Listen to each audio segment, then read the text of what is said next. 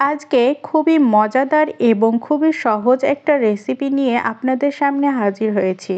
আসসালামু আলাইকুম। ওয়েলকাম করছি আমার নতুন আরেকটি ভিডিওতে। কেমন আছেন সবাই? আশা করি ভালো আছেন। আমিও আল্লাহর রহমতে ভালো আছি।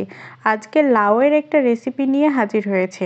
আমাদের তো অনেকেই আছে যারা লাউ একদমই খেতে চান না, কিন্তু আমার এই রেসিপি ফলো করে যদি লাউ রান্না করেন তাহলে আশা করি আপনাদেরও পছন্দের তালিকায় লাউটা যুক্ত হতে পারে।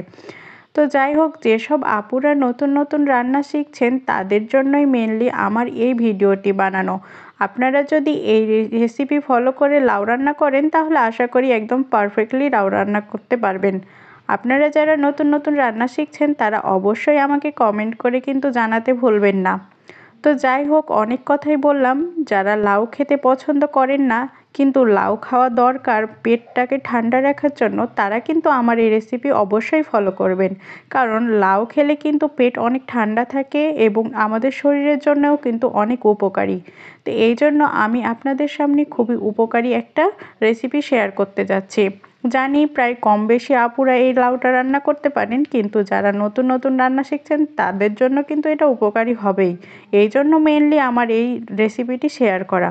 তো যাই হোক, আমি প্রথমে এখানে লাউটাকে ভালো মতোভাবে খোসা ছাড়িয়ে নিচ্ছি। ছোট সাইজের একটা লাউ নিয়েছি। লাউটাকে এখন আলুর কুচি যেভাবে আমরা করি ঠিক ওভাবে কুচি করে কেটে নিলাম। অর্ধেক পরিমাণ নিয়েছি, পুরোটা নয় কিন্তু। তারপরে একটা মাঝারি সাইজের পেঁয়াজ নিয়েছি। পেঁয়াজটাকে এখন কুচি কুচি করে কেটে নিব।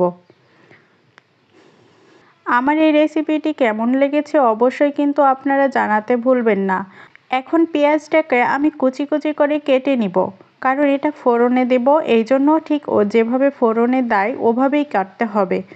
এখন এখানে আমি প্রায় 5 থেকে 6টা দেশি রসুনের কোয়া নিয়েছি, সেগুলোকেও চিকন চিকন করে কেটে নিচ্ছি।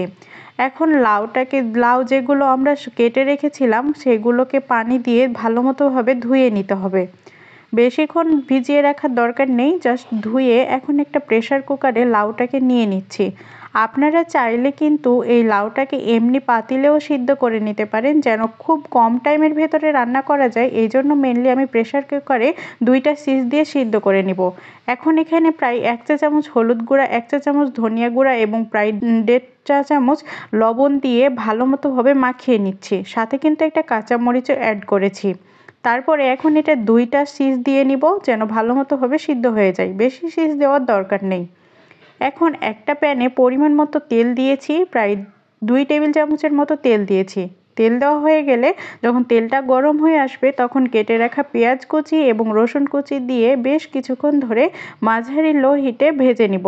যখন একদম ব্রাউন কালার হয়ে আসবে তখন যে সিদ্ধ করে রেখেছিলাম লাউ, সেটা এখন এই পেঁয়াজের মধ্যে দিয়ে দিতে হবে।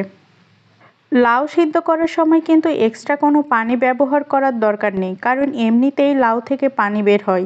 সো এক্সট্রা পানি ব্যবহার করলে কিন্তু অনেক বেশি পানি বের হয়ে যাবে, সেটা শুকাতে টাইম বেশিও লাগবে। ধুয়ে ওঠানোর পরপরই কিন্তু এটা আপনি সিদ্ধ করে নিতে পারেন, দেখবেন অটোমেটিক্যালি অনেক বেশি পানি বের হয়েছে। এই তো যখন পানিটা হালকা শুকানো হয়ে গেছে তখন এটাকে পরিবেশন করছি। এই তো রেডি আমাদের এই লাউ রান্না। আশা করি আপনাদের কাছে এই রেসিপিটি খুব ভালো লেগেছে। আজকের জন্য এই পর্যন্তই। আসসালামু আলাইকুম, ভালো থাকবেন সবাই।